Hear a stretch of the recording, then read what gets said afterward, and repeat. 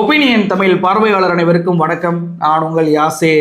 தமிழ்நாடு சட்டமன்றத்துடைய தேர்தல் முடிவு தான் தமிழ்நாட்டு மக்களுக்கு ஒரு அதிர்ச்சியாக இருந்துச்சு. அப்படின்னா கொளத்தூர் தொகுதியில் ஸ்டாலின் அவர்களுடைய தோல்வி என்பது மிகப்பெரிய அதிர்ச்சியை கொடுத்ததோடு இந்த தேர்தலிலேயே ஏதோ ஒரு முறைகேடு நடந்திருக்கு, சதி நடந்திருக்கு அப்படின்ற குற்றச்சாட்டை வைக்கும் விதமாக இருந்துச்சு. இதன் அடிப்படையில் கொளத்தூரில் பயன்படுத்தப்பட்ட சில இவிஎம்களை செக் பண்ணணும் அப்படின்னு சொல்லிட்டு திமுக வைத்த கோரிக்கையின் அடிப்படையில் கடந்த மாதம் இந்த செக்கிங் ப்ராசஸ் நடந்துச்சு. அதில் இவிஎம் முறைகேடு நடந்தது அம்பலமாச்சு. அதுவும் குறிப்பாக ஸ்டாலின் அவர்கள் பெயர் இருக்கக்கூடிய அந்த பேலட் யூனிட் மட்டும் ஒர்க் ஆகலை அப்படின்றத கண்டுபிடிக்கப்பட்டுச்சு. அப்போதே இந்த தேர்தலை எதிர்த்து நாங்கள் வழக்கு தொடருவோம் அப்படின்னு சொல்லிட்டு திமுக அறிவிச்சிருந்தாங்க. அதன் அடிப்படையில் இன்னைக்கு சென்னை உயர்நீதிமன்றத்தில் ஸ்டாலின் அவர்கள் ஒரு வழக்கை தாக்கல் பண்ணியிருக்கிறார். கொளத்தூரில் நான் தான் வெற்றி பெற்றேன், விஎஸ் பாபை தோல்வி அடைந்ததாக அறிவிக்க வேண்டும் என்று அந்த மனுவில் சொல்லியிருக்கிறார். இன்னும் அந்த மனுவில் என்னவெல்லாம் சொல்லியிருக்கிறார், ஏன் இந்த வழக்கே போட்டாங்க, இதுதான் இந்தியாவிலே இவிஎம்ஐ எதிர்த்து போடக்கூடிய ஒரு முதல் வழக்கு அப்படின்றதுனால இது எந்த அளவுக்கு முக்கியத்துவம் வாய்ந்ததாக மாறப்போகிறது உள்ளிட்ட பல்வேறு விஷயங்களை இந்த வீடியோவில் விரிவாக பார்க்கலாம். இந்த வீடியோவை முழுமையாக பாருங்கள். மறக்காமல் நம்மளுடைய ஒப்பீனியன் தமிழ் சேனலை சப்ஸ்கிரைப் பண்ணிக்கோங்க. கொளத்தூர் தொகுதியில் ஸ்டாலின் அவர்கள் தோல்வி, இந்த செய்தி என்பது எல்லோருக்குமே இந்த தேர்தல் மீது சந்தேகத்தை வர வச்சுச்சு. ஏன்னா அரவிந்த் கெஜ்ரிவால் தோல்வியடைகிறாரு, உத்தவ் தாக்கரே தோல்வியடைகிறாரு, மம்தா பானர்ஜி தோல்வியடைகிறாங்க, பினராயி விஜயன் நூலிலேயே தான் வெற்றி பெறாரு, ஸ்டாலின் அவர்கள் தோல்வியடைகிறாரு. இப்படி பாஜகவை எதிர்க்கக்கூடிய எல்லா சிஎம்மே எப்படி அவங்கவுங்க தொகுதியில் தோல்வியடைகிறாங்க அப்படின்ற கேள்விகளை பொதுமக்கள் சந்தேகமாக எழுப்பிக்கிட்டே தான் இருந்தாங்க. ஆனால் இதற்கு ஒரு முற்றுப்புள்ளி இல்லாமல் இருந்துச்சு. ஆனால் திமுக, அதுவும் ஸ்டாலின் அவர்கள் இதற்கு மிகப்பெரிய ஒரு முற்றுப்புள்ளியை வச்சிருக்கிறார். இந்தியாவிலேயே இவிஎம்ல முறைகேடு நடந்திருக்கு அப்படின்ற எதிர்த்து போடப்பட்ட முதல் வழக்காக ஸ்டாலின் அவருடைய வழக்கு என்பது தற்போது சென்னை உயர்நீதிமன்றத்தில் தாக்கல் செய்யப்பட்டிருக்கு. அதில் ஸ்டாலின் அவர்கள் என்ன சொல்லியிருக்கிறாரு அப்படின்னா, அதாவது கொளத்தூர் தொகுதியில் சில வாக்குச்சாவடியில் இருக்கக்கூடிய இவிஎம்ஐ செக் பண்ணணும் அப்படின்னு சொல்லிட்டு நாங்கள் ஒரு மனு கொடுத்துருந்தோம். அதன் அடிப்படையில் சிந்தாதாரிப்பேட்டையில் வைக்கப்பட்டிருந்த இவிஎம்ஐ என்ஆர் இளங்கோ தலைமையில் ஆய்வு பண்ணாங்க. அதில் பெல் இன்ஜினியர்ஸ் எல்லாமே இருந்தாங்க. அந்த அடிப்படையில் பார்த்தீங்கன்னா வாக்குச்சாவடி எண்களான மையங்களான 1, 17, 28, 32, 75, 78, 79, 84, 87, 112, 122, 157, 170 உள்ளிட்ட வாக்குச்சாவடியில் விவிபேடை இவிஎம்ஐ செக் பண்ணணும் அப்படின்ற அடிப்படையில் செக் பண்ணோம். இந்த செக் பண்ணதில் பார்த்தீங்க அப்படின்னா பல்வேறு முறைகேடுகள் நடந்ததை கண்டுபிடிக்கப்பட்டிருக்கு. ரொம்ப முக்கியமாக 6 வாக்குச்சாவடியில் இந்த மாதிரியான பிரச்சனைகள் இருப்பதை கண்டுபிடிச்சிருக்கிறோம். தேர்தல் ஆணையத்துக்கு கடிதமாகவும் அனுப்பியிருக்கோம். 19 கேள்விகளை கேட்டு தேர்தல் இயந்திரம் தொடர்பாக ஒரு வெளிப்படையான ஒரு விஷயத்தை உத்தரவாக இந்த கோர்ட் கொடுக்கணும். பல வாக்குச்சாவடியில் முறைகேடு நடந்திருக்கு. குறிப்பாக அந்த இவிஎம் மிஷினில் இருக்கக்கூடிய ஹார்ட்வேர்டு அப்படின்ற மென்பொருள் கோளாறு ஏற்பட்டதையும் ஸ்டாலின் அவர்கள் அதில் சுட்டி காட்டியிருக்கிறாரு. ஆனால் இப்படி சுட்டி காட்டிய பின்பும் பார்த்தீங்கன்னா தேர்தல் அதிகாரி எல்லாமே முறைப்படி நடந்திருக்கு அப்படின்ற மாதிரி அவர் சொல்லிட்டு இருக்கிறாரு. எனவே இதில் முறைகேடு நடந்திருப்பதாக எங்களுக்கு சந்தேகம் இருக்குது. இதனால் இவிஎம்ல இப்போ குறிப்பிட்ட மிஷினை தான் செக் பண்ணியிருக்கோம். ஆனால் கொளத்தூரில் பயன்படுத்தப்பட்ட அத்தனை இவிஎம்களையுமே செக் பண்ணி ஆகணும். அதற்கான உத்தரவை நீங்கள் கொடுக்கணும். நான் வெற்றி பெற்றதாக தேர்தலில் அறிவிக்கணும், விஎஸ் பாபு தோல்வி அடைந்ததாக அறிவிக்க வேண்டும் என்று ஒரு வழக்கை இப்போ ஸ்டாலின் அவர்கள் சென்னை உயர்நீதிமன்றத்தில் தொடர்ந்திருக்கிறார். ரொம்ப மிக முக்கியமான ஒரு வழக்கு. ஏன்னா பொதுவாக இதுவரைக்கும் போடப்பட்ட வழக்கு என்பது இவிஎம்க்கு எதிராக போடப்பட்ட வழக்குலாம் ஆதாரம் இல்லை, என்ன ஆதாரம் இருக்குது அப்படின்றது தான் கோர்ட்டு கேட்டு தள்ளுபடி பண்ணிக்கிட்டே இருப்பாங்க. இப்போ முதல் முறையாக ஸ்டாலின் அவர்களுடைய தொகுதியில் ஆதாரம் என்பது சிக்கி இருக்குது அப்படின்ற அடிப்படையில் இது ரொம்ப முக்கியமான ஒரு வழக்கு. ஏன் இந்த மனுவை போட்டாங்க அப்படின்னா, ஸ்டாலின் அவர்கள் மே 7ஆம் தேதி கொடுத்த அந்த மனுவின் அடிப்படையில் கடந்த மாதம் 29ஆம் தேதியிலிருந்து வரிசையாக ஒரு 14 இவிஎம் மிஷினை செக் பண்ணாங்க தேர்தல் ஆணையம். இதில் 29ஆம் தேதி முதல் நாளில் எல்லா மிஷினும் சரியாக வேலை பண்ணுச்சு அப்படின்னோடனே எல்லாமே சரியாக இருக்குது அப்படின்னு சொல்லி ஒரு பேட்டியை கொடுத்தாரு தேர்தல் அதிகாரி. ஆனால் அதற்கு அடுத்த நாளில் 2 மிஷினாக எடுத்து பார்க்கும்போது ஒவ்வொரு மிஷின்லேயுமே விவிபேடு ஒர்க் ஆகவே இல்லை. இப்போ தொடர்ச்சியாக 2 நாள் விவிபேட் ஒர்க் ஆகலைன்றதே ஒரு அதிர்ச்சிக்குரிய செய்தியாக இருக்கும்போது அடுத்த நாள் மிகப்பெரிய அதிர்ச்சி ஒன்று காத்திருக்கு. என்ன அப்படின்னா, இந்த ஆகஸ்ட் 1ஆம் தேதி போலிங் பூத்தில் 75ஆம் நம்பர் பூத்தில் இவிஎம் மிஷினில் எல்லாத்துலேயுமே அட்ரஸ் டேக் போட்டிருப்பாங்க. அதில் இவிஎம் நம்பர் இருக்கும், தொகுதி நம்பர் இருக்கும், அதிகாரி கையெழுத்து போட்டிருப்பாரு, சீல் வச்சுருப்பாங்க. இதில் இவிஎம் நம்பர் 2 மிஷின்லேயுமே மாறி இருந்துச்சு. அப்போ இது குறித்து கேட்கும்போது என்னங்க ஒரு ஹியூமன் எரராக இருக்குங்க, யாராவது மாற்றி எழுதியிருப்பாங்க அப்படின்னு சொல்லிட்டு மலுப்புனாங்க தேர்தல் ஆணையம். சரி, அதை ஏற்றுக்கொண்டாங்க திமுக. அதே நாள்லேயே பூத் நம்பர் 157 போய் பார்க்கும்போது தான் அட்ரஸ் டேகு அதில் புதுசாக இருந்திருக்கு. ஒரு இவிஎம் எடுத்துட்டோம்னா ஓட்டு போட்ட பிறகு பூத் ஏஜென்ட்டுக்கு முன்னாடி அட்ரஸ் டேகை வந்து அந்த அதிகாரி போடுவார். அதில் தொகுதி நம்பரு, பூத்து நம்பரு, என்ன ஊர் அப்படின்றதெல்லாம் போட்டு கையெழுத்து போட்டு சீல் வைப்பாங்க. இது தேர்தல் நடந்தது எப்போ? ஏப்ரல் 23 இந்த சீல் வச்சு கொடுத்துருவாங்க. அதுக்கப்புறம் அது ஸ்ட்ராங் ரூமில் இருக்கும். அதுக்கப்புறம் வந்து அதை இவிஎம்மில் வந்து எண்ணுவாங்க, ஓட்டு எண்ணிக்கை எண்ணுவாங்க. அப்போ ஓட்டு எண்ணிக்கை முடிஞ்ச பிறகு அதை சிந்தாதாரி பட்டியலில் போய் வச்சுட்டாங்க. இப்போ எவ்வளவு நாட்கள் ஆகிருக்கு. அப்போ இவ்வளவு நாட்களையும் அந்த டேக் எப்படி புதுசாக இருக்குது அப்படின்ற மிகப்பெரிய சந்தேகம் வந்துச்சு. இது குறித்து தேர்தல் ஆணையத்திட்ட கேட்கும்போது அதையும் ஹியூமன் எரர்ன்னு இருக்கிறாங்க. அது எப்படி ஹியூமன் எரர் ஆகும்? ஒரு புதிய டேக் அதுவாகவே முளைச்சி வந்துருமா? அந்த புது டேக்காக இருந்தாலும் பரவாயில்ல, அதில் தொகுதி நம்பர் போடலை, இவிஎம் நம்பர் எதுவுமே போடலை, அதிகாரி கையெழுத்து இல்லை, சீல் வந்து பின்னாடி வைப்பாங்க.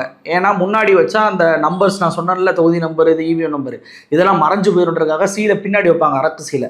அது முன்னாடி இருந்துச்சு.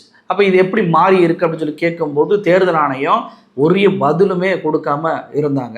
அப்போவே இந்த இவிஎம் மிஷின் நாங்கள் செக் பண்ணுறதை ஸ்டாப் பண்ணுறோன்னு சொல்லிட்டு என்ஆர் இளங்கோ அவர்கள் ஒரு பேட்டியும் கொடுத்தார். இதுலேயே மிகப்பெரிய சந்தேகம் வந்துச்சு. ஏன்னா இந்த புது டேக் வருவதற்கு வாய்ப்பே இல்லை, அது வந்து பழசாக தான் இருக்கும். அப்படின்றப்போ மே 7 நம்ம மனு கொடுத்தா இவங்க மே 10 மே 14 வந்துட்டு செக் பண்ணியிருக்கணும் இவிஎம்மை. ஆனால் இவங்க செக் பண்ணது வந்து பார்த்தீங்கன்னா 2.5 மாதம் கழித்து செக் பண்ணாங்க. அப்போ அந்த இடைப்பட்ட இந்த 2.5 மாதத்தில் தான் ஏதோ ஒரு விஷயம் நடந்திருக்கு. ஒருவேளை இவிஎம்மை புதுசாக மாற்றிட்டாங்களா, இல்லை இவிஎம் ஓப்பன் பண்ணி உள்ளே இருக்கிறத மாற்றிட்டு டேகை மட்டும் மாற்றி வச்சிட்டாங்களா, அதனால தான் விவிபேட் ஒர்க் ஆக மாட்டேது, அதனால தான் புது டேக் வந்துச்சு அப்படின்ற பல்வேறு சந்தேகங்கள் எழுதுச்சு. இதற்கும் தேர்தல் ஆணையம் வெள்ள மௌனம் மட்டும்தான் சாதிச்சுட்டு வந்தாங்க. ஒரு தேர்தல் நடந்து முடிந்த பின்பு பூத் ஏஜென்ட் ஒவ்வொரு கட்சிக்கும் இருப்பாங்க. அவங்க இந்த அரக்கு சீல் வைப்பதுலேருந்து இந்த அட்ரஸ் டேக் போடுவதுலேருந்து எல்லாத்தையும் கண்காணித்து அது பண்ணியிருந்தால் மட்டும்தான் அதை வந்து தேர்தல் அதிகாரி வெளியேற்றுவதற்கே அனுமதி கொடுப்பாங்க. வெறும் திமுக மட்டும் இல்லை, அதிமுக அங்கே தான் இருந்திருக்கும், அதே போல் நாம் தமிழர் அங்கே தான் இருந்திருக்கும், தாவேக்காவுடைய ஆள் அங்கே தான் இருப்பாங்க. ஒரு ஆள் மிஸ்டேக் பண்ணால் கூட இன்னொரு ஆள் என்னங்க இது அட்ரஸ் டேக்கில் ஒன்றுமே போடாமல் சீல் வைக்கிறீங்கன்னு கேட்டிருப்பாங்க. சரி, அப்பயே தவறு நடந்திருக்குன்னு வச்சுக்கிறோமே, பார்க்காம விட்டாங்க. சரி, எண்ணுவாங்கல்ல ஓட்டை இவிஎம்மை தேர்தல் அன்னைக்கு மே 4 எண்ணும் போது என்னங்க புது அட்ரஸ் டேக் இருந்திருக்கு அப்படின்றத கேட்டிருக்கணும்ல. அதே போல் என்னங்க உண்மையை ஃபில் பண்ணாமல் இருக்குன்றத கேட்டிருக்கணும்ல. அப்போ அதுவும் பிரச்சனையாகி அதை எண்ணாமல் விட்டுருக்காங்களா அப்படின்னு சொல்லி கேட்டால் அதுவும் நடக்கலை. அப்போ எப்போ இந்த புது டேக் வந்திருக்கு? தேர்தல் முடிஞ்சு வாக்கு எண்ணிக்கையெல்லாம் முடிவு அறிவிக்கப்பட்ட பின்பு இந்த 2 மாத காலத்தில் தான் இந்த புது டேக் வந்திருக்கணும் அப்படின்ற சந்தேகம் வருவதில் இயல்பாகவே அதில் தவறு இருப்பதாக தெரியல. அடுத்து இந்த 1 முடித்த பிறகு தேர்தல் ஆணையம் என்ன சொல்கிறாங்கன்னா, சரிங்க இவிஎம் மிஷின் ஒர்க் ஆகலை, வேறு வாக்குச்சாவடியில் தேர்ந்தெடுத்து கொடுங்க, அதில் உள்ள இவிஎம்மை செக் பண்ணுவோம் அப்படின்னு சொல்லி சொல்கிறாங்க. அதையும் திமுக ஏற்றுக்கொண்டு வேறு வாக்குச்சாவடி எண்களை வந்து கொடுக்குறாங்க. அந்த இவிஎம் எடுத்து செக் பண்ணுறாங்க. அந்த இவிஎம் எடுத்து செக் பண்ணும்போது தான் இது நாள் வரைக்கும் வெறுமனை ஹியூமன் எரர்ன்னு சொல்லிட்டு தப்பிச்சுக்கிட்டு இருந்த தேர்தல் ஆணையம் வசமாக சிக்கினாங்க. வாக்குச்சாவடி எண் 208 பார்த்தீங்கன்னா இவிஎம் மிஷினே வேலை செய்யலை. அதாவது அந்த குளத்தூரில் நிறைய வேட்பாளர்கள் போட்டிடுவாங்க. இதில் ஒவ்வொரு வேட்பாளர்களுக்கும் அந்த பெயர் பட்டியலில் இருக்கிறனால 3 இவிஎம் மிஷின் பேலட் யூனிட் வந்து வச்சுருப்பாங்க ஓட்டு போகிறதுல. அதில் முதல் யூனிட்டில் ஸ்டாலின் அவர்களுடைய பேர் இருந்திருக்கு. அந்த ஸ்டாலின் அவர்கள் பேர் இருக்கக்கூடிய அந்த பேலட் யூனிட் மட்டும் ஓட்டு போட்டால் ஒர்க் ஆகவே இல்லை. அது எப்படி ஒர்க் ஆகாமல் போகும்? மற்ற மிஷின்கள்லாம் ஒர்க் ஆகும்போது ஸ்டாலின் அவர்கள் பேர் இருக்கக்கூடிய இவிஎம் மிஷின் மட்டும் எப்படி ஒர்க் ஆகாமல் போச்சு அப்படின்னு சொல்லி தேர்தல் அதிகாரிகிட்ட கேட்கும்போது அவர் ஆமாங்க ஒர்க் ஆகலை என்று ஒத்துக்கொண்டிருக்கிறார். பெல் இன்ஜினியர்கிட்ட கேட்கும்போதும் ஆமாங்க ஒர்க் ஆகலை அப்படின்னு சொல்லி ஒப்புக்கொண்டார். இப்போ முதல் முறையாக பயன்படுத்தப்பட்ட இவிஎம் ஒர்க் ஆகலை அப்படின்றத தேர்தல் ஆணையமே ஒத்துக்கிட்டாங்க. அப்போது இந்த ப்ராசஸில் ஈடுபடுத்தப்பட்ட 14 இவிஎம்மில் கிட்டத்தட்ட 5 இவிஎம் பிரச்சனைக்குரிய ஒரு இவிஎம்மாக இருக்குது அப்படின்றத டிக்ளேர் பண்ணி 30% இவிஎம் ஒர்க் பண்ணல அப்படின்றத சொல்லி தான் திமுக இந்த வழக்கை இப்போ தொடர்ந்து இருக்கிறாங்க. வெறுமன திமுக இந்த வழக்கை தொடர்ந்தது கூட என்னங்க ஸ்டாலின் அவர்கள் வந்து தோல்வியை ஏற்றுக்கொள்ள முடியல அதனால் போட்டிருக்கிறாங்கன்னு சொல்லலாம். ஆனால் இந்த ப்ராசஸில் பங்கு கொண்ட சுயேட்சை வேட்பாளர் ஒருவருமே இந்த புகாரை சொல்லியிருக்கிறார். நம்ம குறிப்பாக சிசிடிவி சின்னத்தில் போட்டிட்டு 58 வாக்கு மட்டுமே வாங்கின பூர்ணிமா அப்படின்ற ஒரு வேட்பாளர் அவர் என்ன சொல்லியிருக்கிறாரு, 2 விவிபேட் மிஷினில் உள்ளக்க நம்ம ஓட்டு போட்ட அந்த ஸ்லிப் இருக்கும் தெரியுமா, நம்ம ஓட்டு போடும்போது விவிபேட்டில் ஒரு ஸ்லிப் வந்து விழுகும், அந்த ஸ்லிப்பே காணங்க, கேட்டதுக்கு அதெல்லாம் இங்கே தான் இருக்கும் அப்படின்னு சொல்லி மழுப்புனாங்க. அதன் பின்பு தொடர்ச்சியாக வற்புறுத்தி கேட்டதற்கு நீங்கள் ரிட்டனில் ஒரு டிக்ளரேஷன் கொடுங்க அப்படின்னு சொல்லி கேட்டாங்க. ரிட்டன் டிக்ளரேஷன் கொடுத்த பின்பும் கூட விவிபேட்டு அந்த ஸ்லிப்பெல்லாம் எங்கே போச்சுன்னு சொல்லி எனக்கு காட்டவே இல்லைன்ற புகாரை அவர் தெரிவிச்சிருந்தார். அதுபோக இந்த விவிபேட்டு இவிஎம்மையும் ஒப்பிடும் போதும் தவறுகள் இருப்பதை கண்டறிஞ்சார். இந்த மெமரியும் பேர்ன் பண்ணிட்டு மார்க் போல் நடத்தக்கூடாது, ஏன்னா சோர்ஸ் கோடு அதனால் அழிஞ்சு போயிடும். எதற்காக இவங்க மெமரியை பேர்ன் பண்ணுறாங்க, அதை பண்ணக்கூடாதுன்ற அந்த குற்றச்சாட்டையும் அவர் வச்சார். அப்போ இந்த தொகுதியில் போட்டியிட்ட ஸ்டாலின் அவர்கள் மட்டும் இவிஎம் மீது குற்றச்சாட்டு வைக்கல, 58 வாக்கு மட்டும் வாங்கிய சுயேட்சை வேட்பாளரான பூர்ணிமா அவர்களும் ஒரு குற்றச்சாட்டை வச்சிருக்கிறார். அப்போது எல்லோரும் ஒப்புக்கொள்ளக்கூடிய ஒரு குற்றச்சாட்டாக தான் இந்த குற்றச்சாட்டு என்பது இருக்குது. ஸோ இந்த அடிப்படையில் தான் இப்போ இவிஎம்முக்கு எதிராக ஸ்டாலின் அவர்கள் இந்த வழக்கை தொடர்ந்திருக்கிறார். இது ஏன் ரொம்ப முக்கியத்துவம் வாய்ந்த வழக்கு அப்படின்றதுக்கு நான் சொன்னேன், இவிஎம்ஐ அதாவது ஆதாரத்தோடு இது இருக்கக்கூடிய வழக்கு அப்படின்றது இதுதான். எனவே இந்த வழக்கு என்பது நீதிமன்றங்கள் கவனம் கூர்ந்து மற்ற வழக்குகளைப் போல தேக்கம் அடைஞ்சு பல வருஷத்துக்கு அப்புறம் தீர்ப்பு என்பது கொடுக்கக்கூடாது. இப்போ தேர்தல் வழக்கு அப்படின்னு சொல்லி போனாவே பல்வேறு வருடங்கள் இழுத்தெடுப்பாங்க. 2011 இதே கொளத்தூர் தொகுதியில் ஸ்டாலின் அவர்கள் வெற்றிக்கு எதிராக சைதை துரைசாமி அவர்கள் தொடர்ந்த வழக்கு பல வருஷமாக நடந்துச்சு.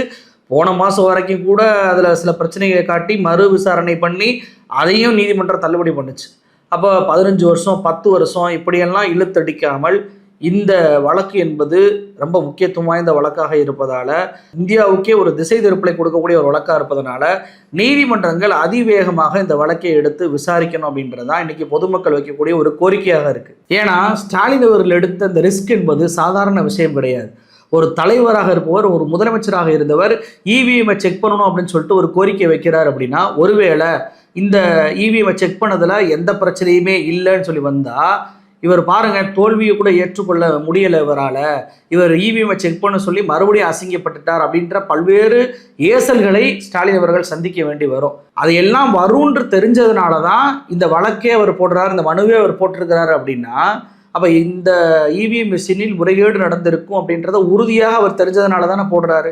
அவர் போட்டதன் அடிப்படையில் தானே இன்னைக்கு இவிஎம் மிஷினே ஒர்க்காகலைன்ற உண்மையும் வெளிவந்திருக்கு. அப்போ கோர்ட்லேயும் இந்த வழக்கு அவர் போடுறாரு அப்படின்னா, இந்த வழக்கை கோர்ட் மிக முக்கியத்துவம் வாய்ந்ததாக கருதி சீரியஸாக மிக விரைவாக விசாரிக்கணும் அப்படின்றதுல நியாயம் இருக்கா இல்லையா? அப்போது இந்த வழக்கை பாருங்களேன், மே 7ஆம் தேதி இவர் மனு போட்டால் அதை 2.5 மாதம் கழித்து செக் பண்ண வர்றாங்க. ஏன் புது டேக் இருக்குன்னு கேட்டால் அதற்கு முறையான பதில் என்பது இல்லை. ஏன் இவிஎம் ஒர்க் ஆகலை அப்படின்னு சொல்லி கேட்டால் அந்த 19 கேள்விக்கு இது வரைக்கும் பதில் இல்லை. ஆனால் தேர்தல் நேர்மையாக நடந்தது, உச்சநீதிமன்றம் கொடுத்த தீர்ப்பின் அடிப்படையில் தேர்தல் ஆணைய விதிப்படி சரியாக எல்லாம் செய்து முடிக்கப்பட்டது அப்படின்ற அடிப்படையில் மனுவை கொடுத்தா, அப்போ இது வரைக்கும் கண்டுபிடிச்சது வச்சது எல்லாத்துக்கும் கேள்விக்கான பதில் என்ன? ஒரு பதிலும் இல்லாமல் தேர்தல் ஆணையம் தப்பிக்க முடியாது அப்படின்றதுக்காக தான் ஸ்டாலின் அவர்கள் இந்த வழக்கே போட்டிருக்கிறார் அப்படின்றத நம்மளால் பார்க்க முடியுது. ஸ்டாலின் அவர்களுடைய தோல்வி இந்த இவிஎம் மோசடி என்பது கண்டுபிடிக்கப்பட்டதை தாண்டி இவிஎம்ஐ பயன்படுத்துபவர்கள், அதை ஹேண்டில் பண்ணுபவர்கள் முறைகேடாக ஹேண்டில் பண்ணுவதை கண்டுபிடிக்கப்பட்டுச்சு அப்படின்னா இது தேர்தலில் மிகப்பெரிய ஒரு புரட்சியவை ஏற்படுத்தக்கூடிய ஒரு வழக்காக அமையும் அப்படின்றது தான் என்னுடைய எல்லோருடைய பார்வை. பார்ப்போம் என்ன நடக்குது. நன்றி.